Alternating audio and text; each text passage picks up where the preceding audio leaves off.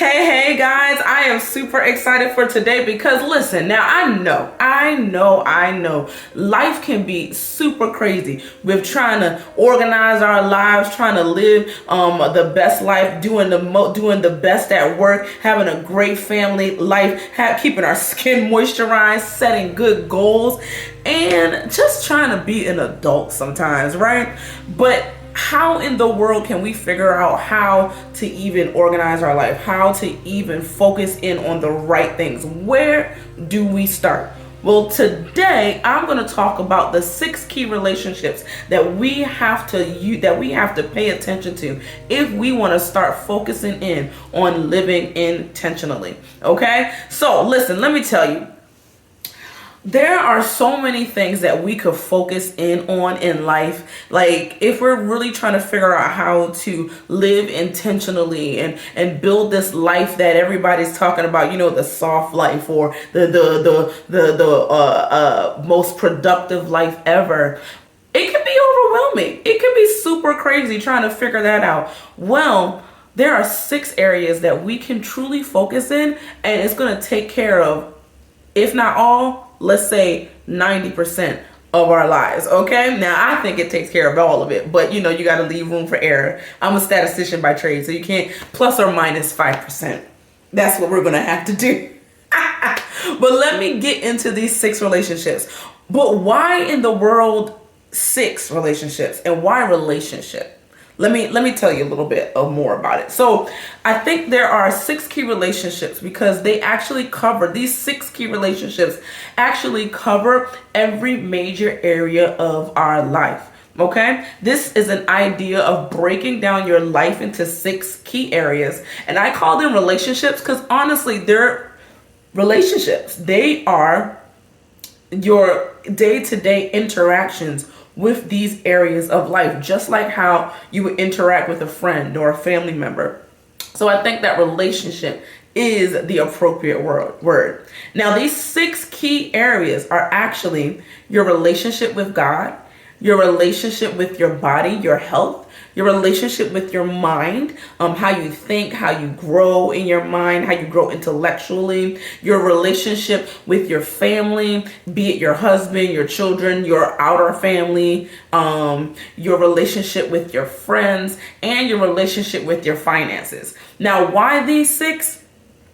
Before I break all of that down, so why this 6? Okay. These 6 because they actually encompass everything. First of all, some people may argue with me, but everybody needs a relationship with God.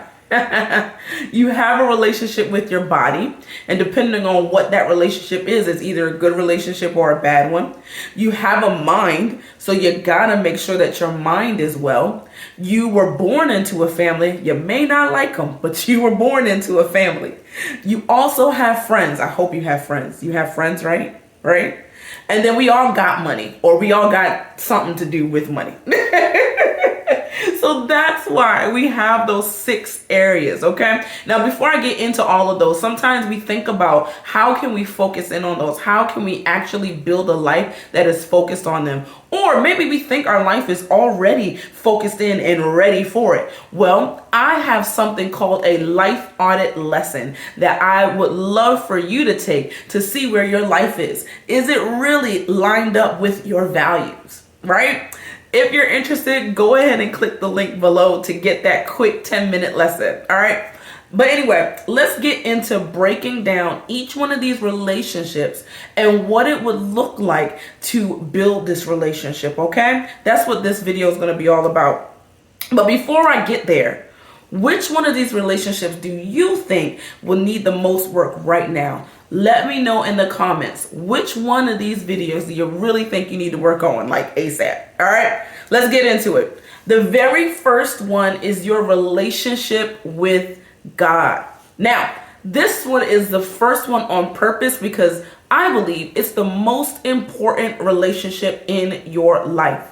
When you have a relationship with God, you have a relationship with your creator, with your designer, and you're able to hear from him and be able to make the decisions that you need to make in life wisely.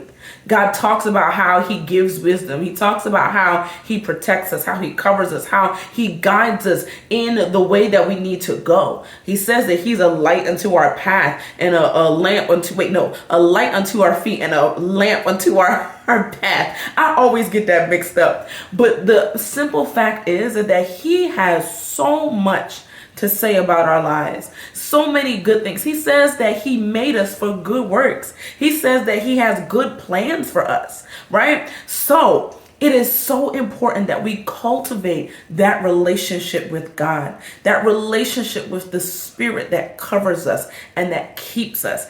It is so important to do that, okay? So what does it look like to cultivate this relationship with God? It looks like doing three things: dedicating time in his presence, in his promises, and in his purposes.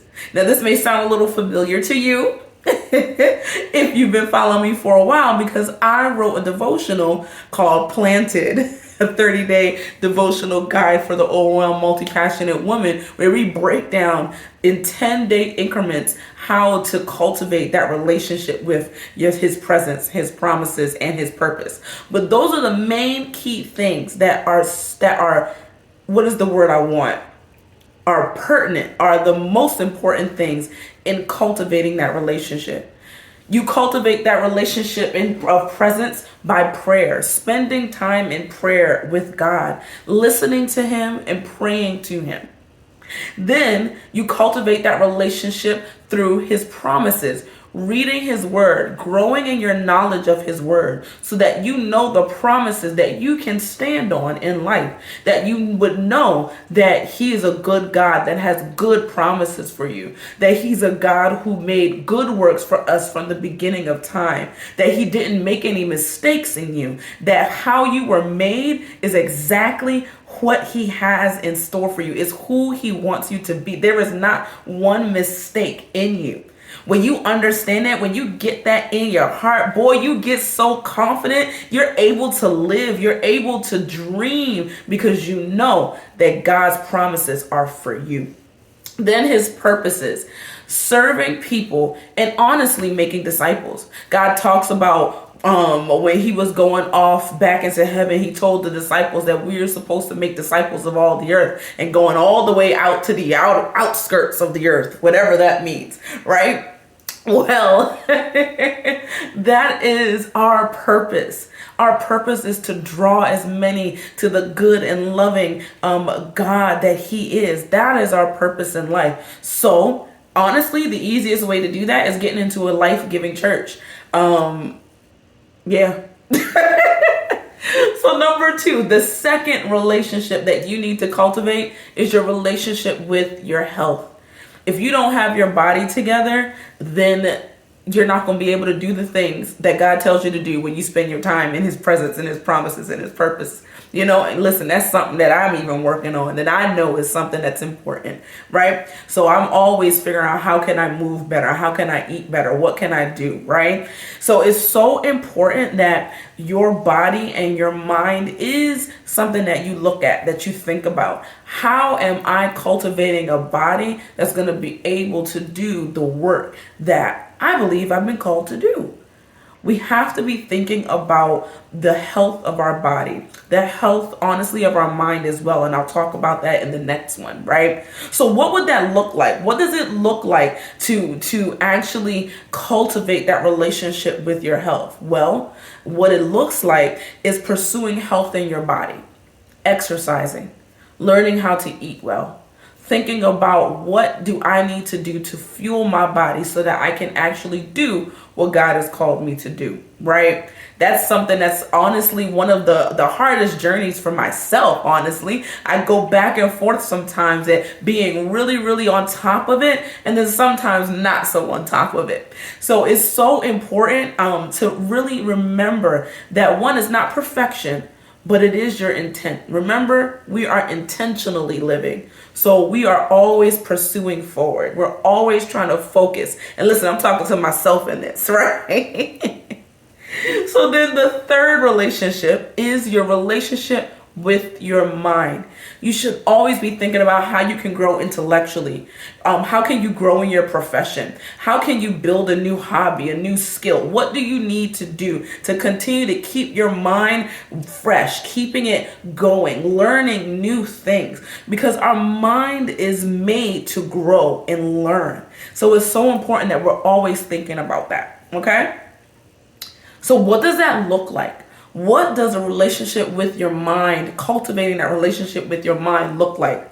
It looks like figuring out, is there a way to get better in my profession? Is there a new skill to learn? What's the next book that I need to read to grow? And that's why I am an avid reader. I read so much. I read fiction, I read nonfiction, I read all of the things because I'm always trying to cultivate this mind that I have with creativity and with skill and all those different things, right? One of my favorite books, and actually I'm reading a couple of books right now. I'm reading Sacred Rest. And then I'm also reading The Epic of Eden, and I'll try to remember to post the links down below. These are two awesome books right now in this season that I am absolutely enjoying. The Sacred Rest one is talking about figuring out how to build a life of rest, where you are going full on with what God has called you to do, but you are also obeying his laws when he talks about the Sabbath. Now, if you follow me long enough, you know I'm all about a good Sabbath, all right? And then the second one, The Epic of Eden, is a book that talks about how to understand the Old Testament in the culture that it was written in, so that you can understand the deep redemptive story of God. It is amazing, okay? All right, go check it out below. Then the third one, the third relationship, is your relationship with family. Okay, now this one can be kind of tough sometimes, right? Because sometimes our families aren't people that really cared for us or we have a good relationship with. But it's still important that we're cultivating, that we're figuring out how to grow in this. This family one could be your husband or your spouse. It'll be a husband for me, but it'll be your spouse. How are you cultivating that relationship with your spouse? How are you cultivating that relationship with your close family, your children if you have any, your parents, your siblings, and things like that? Or are you learning how to build the correct boundaries, honestly? And then also there might be people that, you've adopted as your family. How are you cultivating that relationship? That's something that I really hold dear to me, and I try very hard to do that in my family. And I know I can be better, but one thing that I've done is like just babysitting my niece and nephew, like just cultivating that relationship with them, and then also letting my brother and sister have some fun on their own, So so what does that look like in the relationship for your family? So again, I mentioned it, cultivating that relationship with your spouse, putting in work to keep it spicy and healthy, and also preparing if you don't have one yet. Is there a book that you can read? Is there therapy that you could be doing to grow in your own mind? And that could be added into cultivating that relationship with your mind. Cultivating that relationship could be, figuring out a goal of hanging out or talking with family members on a regular basis. Whatever it is to make sure that you can build that relationship, it is important. Then the next one is your relationship with your friends. Listen, I know we have this whole mindset that I gotta hustle, that I don't need no friends, I'm gonna do this thing on my own, but that's not how you were made. I love how the Bible talks about at the very beginning, God is like, let us make man and woman in our relationship, in our image.